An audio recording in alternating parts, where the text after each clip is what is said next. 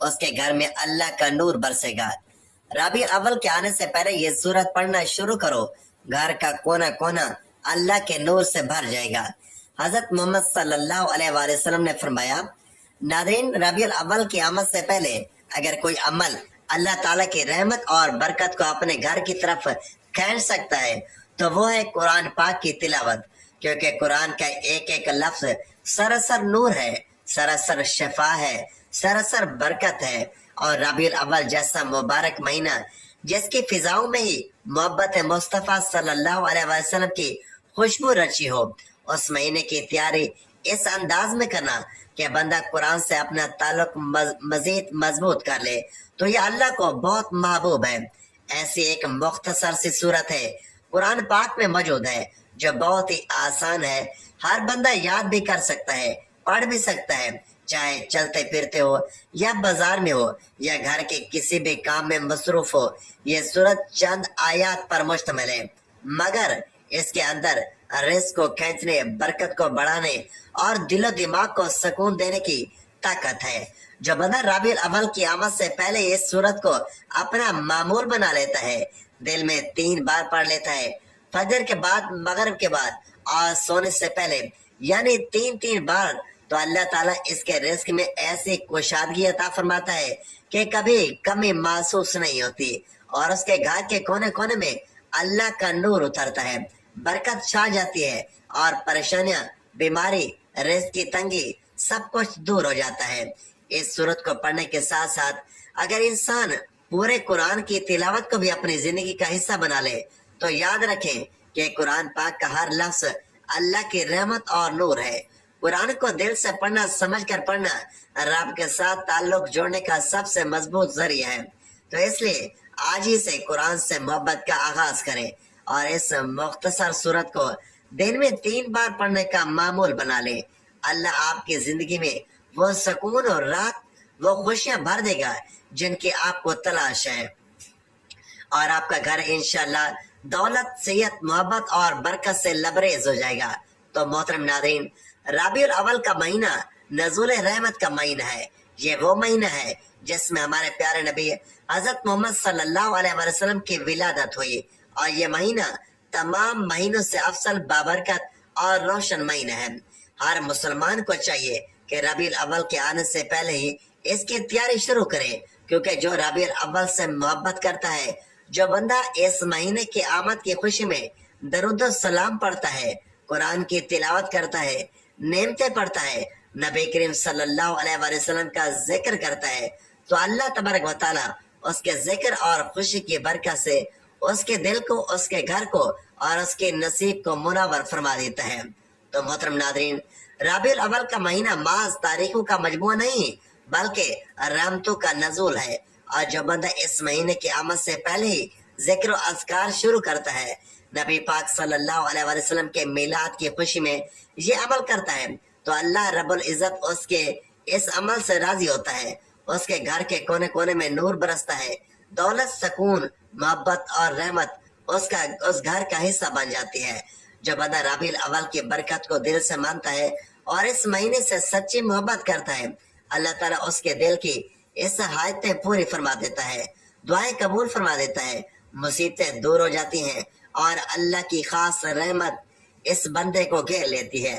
نبی پاک صلی اللہ علیہ وسلم کی ولادت کی خوشی منانا، ذکر کرانا، درود پڑھنا، قرآن کی تلاوت کرنا، یہ سب ربیع الاول کی تیاری کا حصہ ہیں، اور جو شخص اس بابرکت دنوں سے پہلے ہی ان ناموں کا آغاز کرتے ہیں، ان کاموں کا آغاز کرتے ہیں، تو یقین جانیں وہ اللہ کے ان خاص بندوں میں شمار ہوتے ہیں جن پر رحمت کے دروازے کھول دیے جاتے ہیں۔ تو محترم ناظرین، ربیع الاول قریب ہے، اور یہ وہ وقت ہے ہر مومن بندہ اپنے دل کو نبی کریم صلی اللہ علیہ وسلم کی محبت سے بھر لیتا ہے، اپنی زبان کو ذکر سے اور اپنے اعمال کو نیکیوں سے سجا دیتا ہے۔ اس بابرکت مہینے کی تیاری اگر پہلے سے شروع کر دی جائے تو یہ دلوں کی صفائی کا، دعاؤں کی قبولیت کا اور رزق میں بے پناہ برکت کا ذریعہ بن جاتا ہے۔ یہ صورت ایسی ہے کہ اگر ربیع الاول کے آنے سے پہلے ہی اسے پڑھنے کا معمول بنا لیا جائے تو اللہ تعالیٰ اس بندے کے گھر میں رزق ایسے کھول دیتے ہیں کہ وہ کبھی محتاجی نہ دیکھے، اور جب اللہ تعالیٰ خوش ہوتے ہیں تو انسان کا مقدر بھی بدل دیتا ہے۔ قرآن پاک کا ہر لفظ رحمت اور برکت ہے، مگر جو بندہ قرآن کو اپنے روز کا حصہ بنا لیتا ہے اس پر رحمت کی خاص نظر کرم ہوتی ہے، اور جو بندہ ربیع الاول جیسے مبارک مہینے سے پہلے ہی قرآن سے تعلق جوڑ لیتا ہے تو اس کا شمار اللہ کے محبوب بندوں میں ہو جاتا ہے۔ تو اس لیے آج ہی سے اس چھوٹی سی بابرکت سورت کو پڑھنا شروع کریں اور دیکھیں کہ اللہ کس طرح آپ کے رزق میں کشادگی عطا فرماتے ہیں، آپ کے گھر سے بے برکتی، تنگی اور غم کو دور کرتے ہیں اور نور و رحمت سے ہر گوشہ روشن کر دیتے ہیں۔ محترم ناظرین، ایک ایسا عمل جس کے کرنے کی برکت سے انشاءاللہ اللہ پاک ہر قسم کی پریشانی اور مشکل کو دور فرماتے ہیں۔ نبی کریم صلی اللہ علیہ وآلہ وسلم خود روزانہ یہ وظیفہ پابندی سے کرتے تھے۔ ہر مشکل کا فوری حل یعنی نبوی وظیفہ ہے۔ اس عمل سے متعلق ایک راوی کہتے ہیں کہ ہم نے رسول اللہ صلی اللہ علیہ وآلہ وسلم سے کہا کہ یا رسول اللہ صلی اللہ علیہ وآلہ وسلم، کیا ہم اس کو سیکھ نہ لیں؟ آپ صلی اللہ علیہ وآلہ وسلم نے فرمایا، کیوں نہیں؟ یہ کلمات اس لائق ہیں جو بھی انہیں سنے اور اسے سیکھ لے۔ آپ صلی اللہ علیہ وآلہ وسلم جس قرآن کی تعلیم فرماتے اپنی عملی زندگی میں اس کو قابل تقلید بنا کر پیش کرتے۔ قرآن کے بعد اگر کوئی چیز ہے تو وہ صاحب قرآن کی سیرت مبارک ہے۔ پیغمبر اسلام صلی اللہ علیہ وآلہ وسلم کی سیرت و اخلاق کی عظمت کے آگے سر نگو نظر آتے ہیں، اور ان کے قول و عمل کی صداقت سے سند حاصل کیے بغیر دنیا کا کوئی انسان اخلاق کے اعتبار سے بڑا نہیں بن سکتا۔ اللہ تعالیٰ نے رسول اللہ صلی اللہ علیہ وآلہ وسلم کو ایک مثالی نمونہ بنا کر دنیا میں بھیجا ہے اور لوگوں کو یہ ہدایت دی ہے کہ زندگی کے ہر شعبے، ہر دور، ہر حال میں اس نمونے کے مطابق خود بھی بنے اور دوسروں کو بھی بنانے کی فکر کریں۔ لہٰذا آپ کو کسی بھی قسم کی پریشانی ہو، دنیاوی یا دینی ہو، جسمانی یا کاروباری پریشانی ہو، آپ کی اولاد کے رشتے نہ آنے کی پریشانی ہو، ملازمت یا کاروبار میں نقصان ہو رہا ہو، ملازمت نہ مل رہی ہو، امتحانات میں کسی مشکل کا سامنا ہو، کسی بھی قسم کی پریشانی جس میں آپ مبتلا ہوں، جس کی وجہ سے آپ پریشان ہوں، تو آپ اس مختصر اور آسان عمل کو اپنی زندگی کا معمول بنا لیجئے۔ انشاءاللہ اس عمل کی برکت سے اللہ پاک اپنا خاص فضل فرمائیں گے۔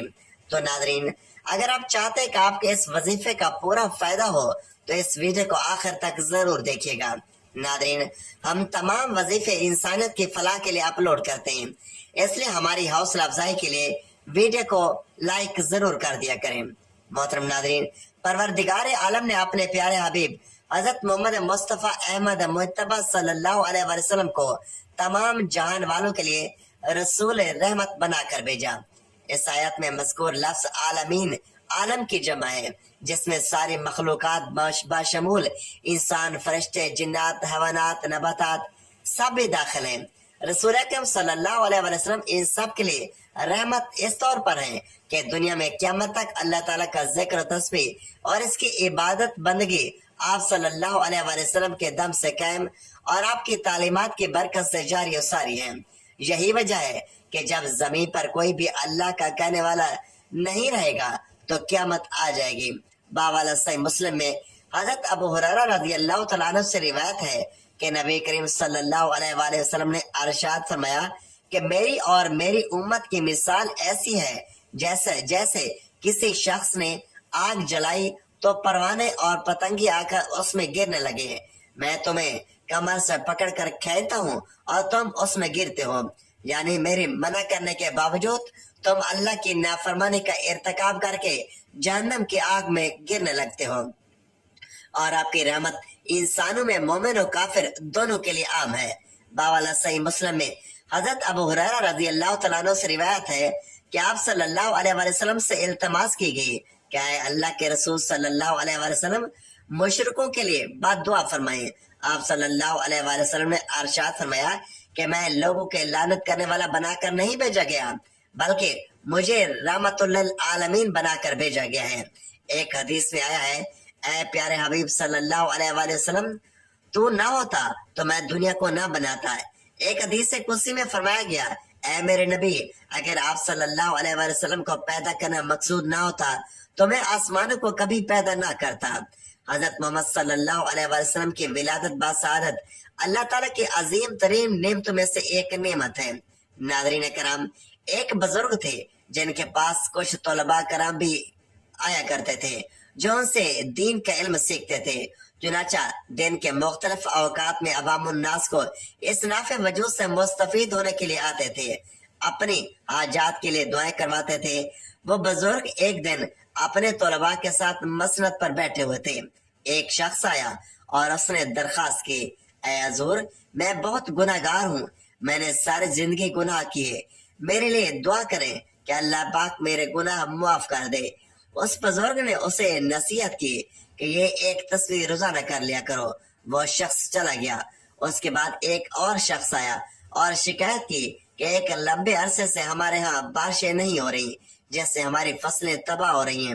آپ دعا کریں کہ اللہ پاک ہم پر اپنی رحمتیں فرمائے اور ہماری فصلیں تباہ ہونے سے بچ جائے اور ہماری خوراک کا بندوبست ہو جائے۔ آپ نے اس شخص کو اس وظیفے کی تلقین کی۔ ابھی کچھ ہی دیر گزری تھی کہ تیسرا شخص بھی آیا۔ اس نے دعا کے لیے درخواست کی کہ میں بہت غریب انسان ہوں، میرے لیے دعا کریں کہ اللہ پاک میرے رزق میں فراوانی عطا کرے اور میری مالی مشکلات کو آسان کرے۔ اس بزرگ نے پھر وہی کہا جو پہلے دو لوگوں کو کہا تھا۔ یہ سب ماجرا بزرگ کے طلباء بھی دیکھ رہے تھے اور دل میں بہت حیران و پریشان تھے کہ اتنے سوالیہ ہے اور انہوں نے اپنی مشکلات کا ذکر کیا۔ آپ ان سے دعائیں کروانا چاہیے، لیکن ہر بات اس بزرگ نے ایک ہی جواب دیا کہ کثرت سے استغفار پڑھو تو اللہ تمہاری مشکل حل کر دے گا۔ ان میں سے ایک طالب علم نے اس بارے میں پوچھ لیا، یہ کیا ماجرا ہے کہ ہر سوال کرنے پر آپ نے ایک ہی جواب دیا کہ کثرت سے استغفار کیا کرو؟ تو اس پر بزرگ نے فرمایا کہ میں نے اپنی طرف سے کوئی بات نہیں بتائی، بلکہ جو قرآن کریم نے فرمایا ہے اس کا ذکر کیا ہے۔ اب استغفار کون سا کرے؟ جو بھی استغفار آپ کو یاد ہو استغفر اللہ پڑھ لیں۔ کوئی بھی استغفار اگر آپ کو آتا ہے تو آپ اس کا ورد کر لیا کریں، پھر دیکھیں کہ اللہ پاک آپ پر آنے والے تمام مصیبتیں، مشکلات، مالی رزق کی تنگیاں کیسے آسانیوں میں بدل دیتا ہے۔ بلکہ کسی بھی شخص کو کوئی بھی پریشانی اور غم لاحق ہو تو استغفار کرنے کے بعد وہ یہ دعا پڑھے، سبحان اللہ و بحمدہ، سبحان اللہ العظیم و بحمدہ، استغفر اللہ۔ حضرت عبداللہ بن عمر رضی اللہ تعالیٰ عنہ روایت کرتے ہیں کہ ایک شخص حضرت صلی اللہ علیہ وآلہ وسلم کی خدمت میں حاضر ہوا اور اپنی تنگ دستی کا شکوہ کرنے لگا، تو آپ صلی اللہ علیہ وآلہ وسلم نے اس آدمی سے فرمایا، کیا تمہیں وہ تسبیح بھول گئی جو ملائکہ کی تسبیح ہے، تمام مخلوقات کی تسبیح ہے، اس کے ذریعے سب کو رزق دیا جاتا ہے۔ حضرت عبداللہ بن عمر رضی اللہ تعالیٰ عنہ نے عرض کیا، یا رسول اللہ صلی اللہ علیہ وآلہ وسلم، وہ کون سی تسبیح ہے؟